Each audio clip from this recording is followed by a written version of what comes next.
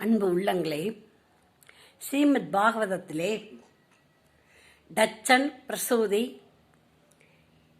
தம்பதியின் மகளான சதிதேவியை சிவபெருமான் மணந்திருந்ததை கூறினேன். திருமணம் செய்திருந்தார். அவர் சகோதரர் மரீசி என்பவர். இவர்கள் மரீசி தட்சன் பிரம்மனுடைய மக்கள். அவருடைய மரீசி என்பவர் அவருடைய தம்பியான தட்சனுடைய தம்பியான மரீசி என்பவர், தம்பியோ அண்ணனோ சகோதரன் என்பவர் ஒரு சத்திரயாகம் செய்தார். அதற்காக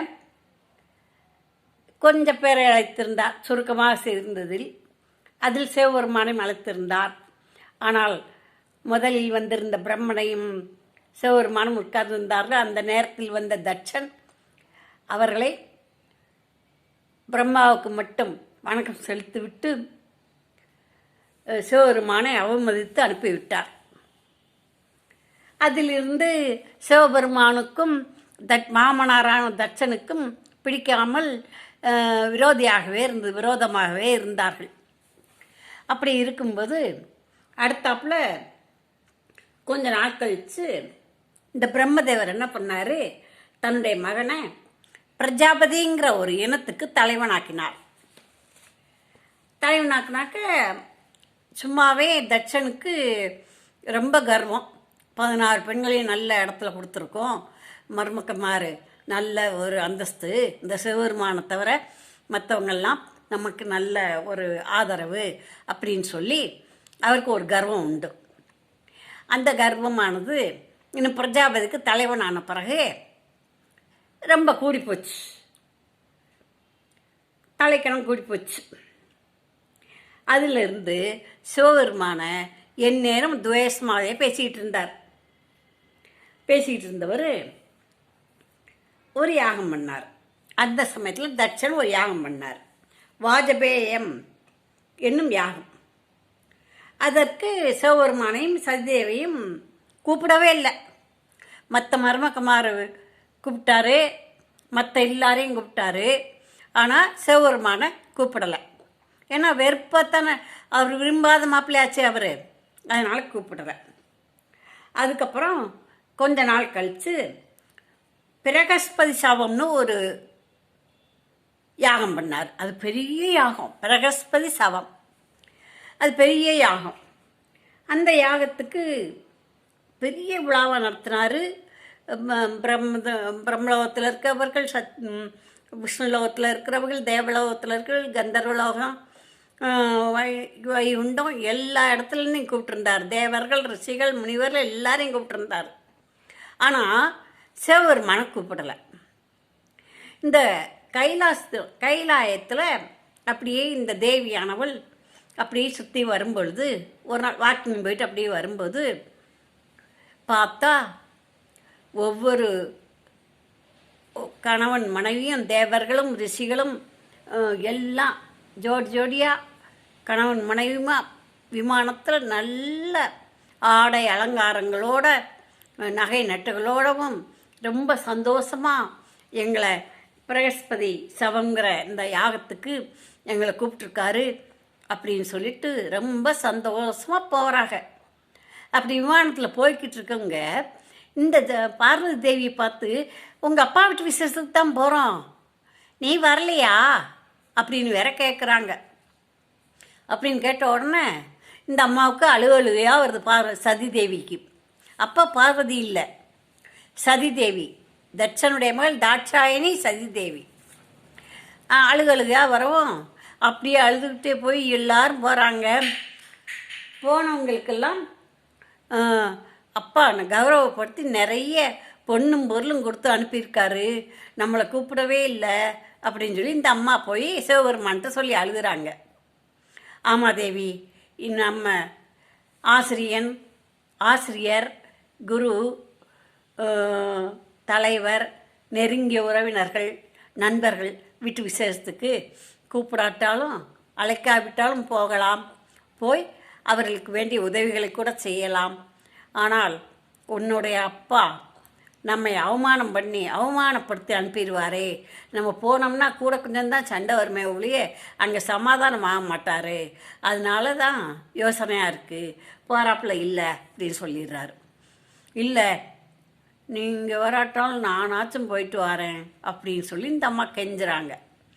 கெஞ்சின உடனே என்ன செய்யறது, சரிம்மா போயிட்டு வா, நீ ரிஷப வாகனத்திலேயே போ, நீ என்னுடைய வாகனத்திலேயே போ, அதுதான் வேகமாக போகும், நேரம் யாகம் நடந்துக்கிட்டு இருக்கும், அதனால் என்னுடைய யாகனத்திலே போன்னு சொல்லி வாகனத்திலே போன்னு சொல்லி அந்த ரிஷப வாகனத்தை எடுத்து ரெடி பண்ணி பூதகணங்களை கூப்பிட்டு அம்மா அனுப்பி வைங்கன்னு சொல்லிட்டு கூடவே பூத கணங்களையும் அனுப்பி வைக்கிறார். கொஞ்சம் பேரை அனுப்பி வைக்கிறார். அப்படி அனுப்பி வச்ச உடனே இந்த ரிஷப வாகனத்தில் போய் இறங்கினார் சதிதேவி. சகோதரிகளும் அம்மாவும் மற்ற உறவினர்களும், அம்மா வந்தியா வந்தியா வந்தியா, வா வா வா வா, நல்லா இருக்கியா, வந்தியா, மாப்பிள்ளை வரலையா அப்படின்லாம் கேட்குறாங்க. இந்த அம்மாவுக்கு அழுகையாக தான் வருது, அவர் வரலேன்ட்டாரே, அப்பா அப்படி கூப்பிடாமல் இருந்துட்டாரே, அவர் வரலேன்னு சொல்லிட்டாரேன்னு. ஆனாலும் என்ன செய்கிறது, சந்தோஷமாக அக்கா தங்கச்சிகளோடு சந்தோஷமாக பேசிக்கிட்டு அம்மாவையும் பார்த்து பேசிக்கிட்டு இருந்தாங்க. எல்லாருக்கும் கிஃப்ட் கொடுக்குறாரு, பொன்னாடைகள் பொன் நகைகள், கிஃப்டாக பெரிய கிஃப்ட்டு சின்ன கிஃப்ட்டுன்னு நிறைய கொடுக்குறாரு. அவங்க அப்பா வந்தவங்களெல்லாம் கணவனையும் மனைவியையும் கூப்பிட்டு ஆசீர்வாதம் பண்ணி கிஃப்ட்டு கொடுக்குறாரு. ஆனால் அக்கா தங்கச்சியிலெல்லாம் கூப்பிட்டு கொடுக்குறாரு. ஆனால் இந்த சதிதேவியை கூப்பிடவே இல்லை. பார்த்தாங்க, சரி கூப்பிடத்தான் இல்லை, நமக்குரிய கிஃப்டை எங்கிட்டாவது ஒதுக்கி வைக்கிறாரா சிவபெருமானுக்குரியதுன்னு அப்படின்னு பார்த்தா கிஃப்ட்டும் ஒதுக்கி வைக்கல, அவருக்கு கொடுக்க வேண்டிய பிரசாதமான அபிர்வாகமும் கொடுக்கல. இது என்ன அப்பா எடுத்து கொடுத்து கூட விடலையே, என்ன செய்யறது, இப்படி பண்ணுறாரேன்னு சொல்லிட்டு அப்பா அப்படி பண்ணுறாரேன்னு இந்த அம்மாவுக்கு ரொம்ப கோபம் வந்துருச்சு. கோபம் வந்த உடனே சதிதேவி என்ன பண்ணுறாங்க, அப்படியே அழுகுறாங்க, கண்ணெல்லாம் செவந்து போகுது. இதை பார்க்குறாங்க இந்த பூதகணங்கள், அவங்கள சுற்றி தானே உட்காந்துருப்பாங்க, அவங்களுக்கு பாதுகாப்புக்காக போயிருக்காங்கல்ல, அவங்க என்ன செய்கிறாங்க, என்ன இது தேவிக்கு மட்டும் கோபம் வருதே அப்படின்னு சொல்லிட்டு இவர் ஒரே போடுவோம் அப்படின்னு 4-5 பேர் சேர்ந்து பேசுகிறாங்க பூதகணங்கள்.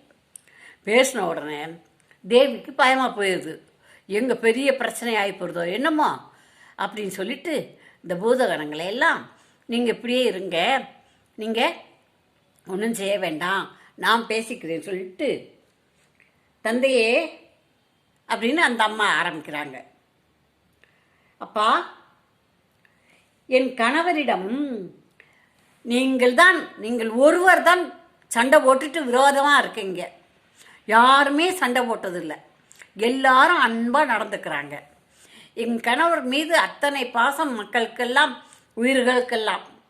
அது மட்டும் இல்லைப்பா, எங்கள் வீட்டுக்காரரும் எல்லார் மேலேயும் பிரியமாக இருப்பார், உங்களையும் அப்போ விரோதமாக பார்க்கல, நீங்கள் தான் விரோதம் பண்ணிக்கிட்டு இருக்கீங்க, ஏன்பா அப்படி பண்ணுறீங்க, அவருக்கு கொடுக்கக்கூடிய அவிர்வாகத்தை கூட நீங்கள் கொடுக்கலையே, அவர் யாரிடமும் விரோதம் பாராட்டுறதில்லை, அவர் பேரை சொன்னாலே சிவசிவா நமச்சிவாயம் சொன்னாலே பாவமெல்லாம் போயிரும்ப்பா, புண்ணியம் வந்து சேரும்ப்பா, இந்த யாகம் பண்ணதுக்கு சமானம்ப்பா, நீங்கள் ஏன் அவரை தெரிஞ்சுக்கிற மாட்டேங்கிறீங்க, அவரை புரிஞ்சுக்கிற மாட்டேங்கிறீங்க அப்படின்னு சொல்லி கேட்குறான். அதுக்கு அவர், ஏய் பேசாதே, பேசுனா பார்த்துக்கோ, நீ போயிரு, உடனே யார் இங்கே கூப்பிட்டா, எதுக்கு வந்த அப்படின்னு சொல்லி கோபமாக பேசுகிறாரு தட்சன். உடனே இந்த அம்மாவுக்கு என்ன ரோசம் வந்துடுது, இந்த அம்மாவுக்கு சதிதேவிக்கு வந்து என்ன செய்கிறாங்க, அப்பா இப்படியா சொன்னீங்க, நான் உங்கள் மகன் சொல்லிக்கிட்டு இருக்கவே எனக்கு வெக்கமாக இருக்குது, நான் இந்த உடல் நீங்கள் கொடுத்த உடல் வேண்டாம் எனக்கு, நான் இன்னொரு பிறவி எடுத்து நான் சிவபெருமானை மணந்து கொள்கிறேன், உங்களால் உருவாக்கப்பட்ட உங்களால் வளர்க்கப்பட்ட இந்த உடல் எனக்கு வேண்டாம், நான் எரிஞ்சு போகிறேன் அப்படி சொல்லிட்டு அந்த யாகத்தில் இருக்க ஒரு கொல்லிக்கட்டையை எடுத்துக்கிட்டு இந்த அம்மா என்ன செய்கிறாங்க, நானே இறந்து போக போகிறேன், இப்போதே என் உயிரை பிரித்து விடுவேன் உடலிலிருந்து அப்படின்னு சொல்லி அங்கே இருந்த கொல்லிக்கட்டை எடுத்து தன் மேலே அத்தனை ஆடை ஆபரணங்களோடு தீ வச்சுக்கிறாங்க. இதை பார்த்த தச்சன் அதை தடுக்கவும் இல்லை. ஏன்? செத்தா சாகுறா, இது போச்சுன்னா 15 பொண்ணு இருக்குது, எனக்கு நல்ல வேலையாக போச்சு, சிவபெருமான் வரமாட்டார், பேச மாட்டார், இது எனக்கு நல்லதாக போச்சு, செத்தா சாகுறான்னு சொல்லி அவர் பேசுகிறார். பேசின உடனே இந்த சிவகணங்களுக்கெல்லாம் கோபம் வந்துருச்சு. தன்னுடைய ஆயுதங்களை எடுத்துக்கிட்டு அவரை தட்சனை அடிக்க போகிறாங்க. முன்னால் பிருகு முனிவர் தான் இவர்களுக்கு குலகுரு மாதிரி இருந்து செய்கிறாரு. அவரும் இந்த யாகத்தில் எல்லாம் பண்ணிகிட்டு இருக்கும்போது ஐயோ அடிக்க வராங்களே, என்ன செய்யலாம்னு யோசிக்கிறார். இவங்க பூதகணங்களும் ரெடி ஆகுறாங்க தட்சனை அடிக்க, யாகத்தை அடித்து நொறுக்க. இப்படி இருக்கும்போது இன்னும் இது போய் 11 நிமிஷம் ஆயிடுச்சு. அடுத்த பதிவில் இவர்கள் அடித்தார்களா, நொறுக்கினார்களா, இந்த தேவி எரிந்து போனாளா, என்ன செய்தாள் என்று அடுத்த பதிவில் பார்ப்போம்.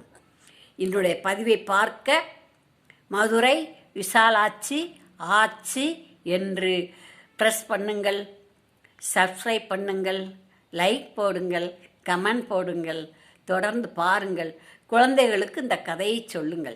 இது ஸ்ரீமத் பாகவதத்திலே வந்திருக்கிறது. பெரிய புராணத்துலேயும் வந்திருக்கும், திருவிளையாடல் புராணத்துலேயும் வந்திருக்கும், விநாயகர் புராணத்துலேயும் இது வந்திருக்கும் இல்லையா? எல்லா புராணத்துலேயும் இருக்கும். ஆனால் எல்லா புராணத்தில் இருக்க கதை தான் இந்த ஸ்ரீமத் பாகவதத்தில் வரும். அதனால இது ஸ்ரீமத் பாகவதத்தை முதல்ல சொல்லுவோம் அப்படின்னு சொல்லியிருக்கிறேன். தொடர்ந்து பாருங்கள். நன்றி, வணக்கம்.